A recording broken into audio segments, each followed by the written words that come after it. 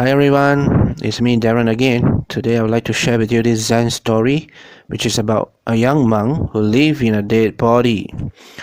So this is a long forgotten anecdote.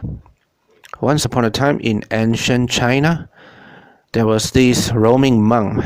We call him roaming monk, Yun You Seng, because those times there are a lot of monks that they roam around, they walk around and like a cloud. So they went everywhere in search for truth or a great teacher. So this young monk arrived at the village.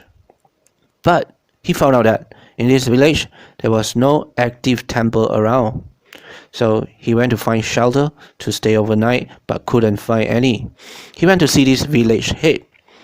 The village head told him that you can't stay in people's house. It's not convenient. There is this abandoned temple next to the village. However, this temple is haunted. Are you afraid of ghosts? So it's awkward for him to say that he's afraid of ghosts. So instead he said, no problem, it's okay.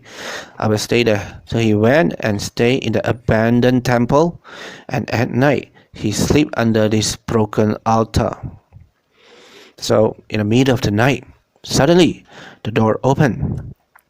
He saw a small ghost came in and dragging in a dead body. A small ghost looked hungry.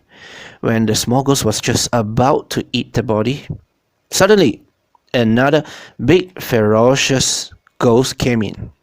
And the big ghost shouted, "Hey, why are you touching my food?" And the small ghost said, "No, it's mine, it's mine." So the big ghost said, "Nonsense, I say it's mine, it's my food." And the small ghost tried to explain and say, I found it and I took it in. If you don't believe, let's ask this monk under the altar. He saw everything. So both ghosts looked at the monk. And the monk was so scared. But this monk, he's a very good monk. He followed all the precepts strictly. One of the major precepts is refrain yourself from lying. So it means this monk, he can't lie under any circumstances. So he said, "Yes, I saw this small ghost. He took this body in." So the big ghost heard this and he went mad. He got so angry that he wanted to eat the monk alive. And now he chose the fresh one over the dead one. Suddenly, he fiercely pulled out the monk's left hand and started eating. And the small ghost is quite a righteous type of ghost. So he felt sorry. He quickly go and pulled out the left hand from the dead body and joined it back onto the monk's body. So after eating the left hand, the big ghost pulled out the right hand from the monk again and started to eat again.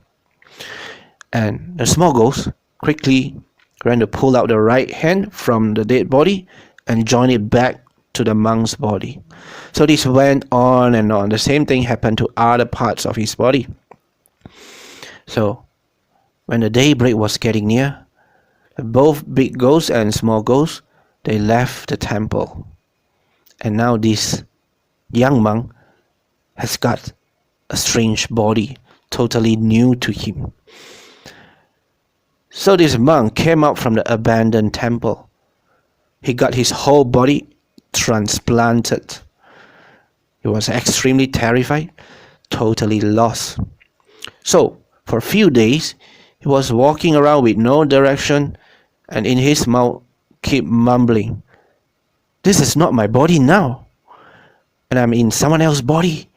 Who am I now? Who am I now?" He keep on asking this. So on the verge of going insane.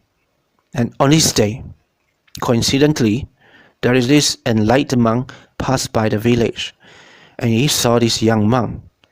He knew what happened. So this enlightened monk, he stopped in front of the young monk, stared into his eyes, and said loudly, "Hey, stop it! Don't you remember? No self. There is no self, no self." So at this very moment, after experiencing all this strange situation, the young monk got it. Suddenly he enlightened. and he laughed out loud. So his problem solved. Whose body he is in now doesn't matter now. So this is the story, the end. So I like to add another small remarks. So when the enlightened monks say no self, so this self is in small letter. It's not the self with a capital letter, which means consciousness. So this interesting story is told by this Master Zhu Mo in 1978. Of course, I wasn't there. Maybe I was still in my past life. So I read it from this book, which is printed in 1979. It's already turned yellow, almost an antique now. And it's a long forgotten story. So it's my pleasure to present it to you again. Thank you for listening. I'll see you in the next video. Thank you.